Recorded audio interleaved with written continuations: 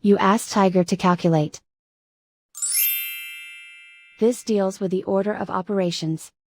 The final result is 0.009. Let's solve it step by step. Perform any multiplication or division, from left to right.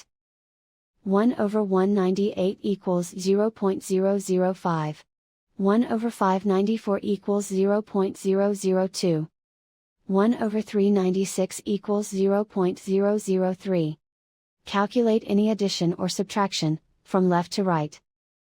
0.005 plus 0.002 equals 0.007. 0.007 plus 0.003 equals 0.009. And so the final result is 0.009.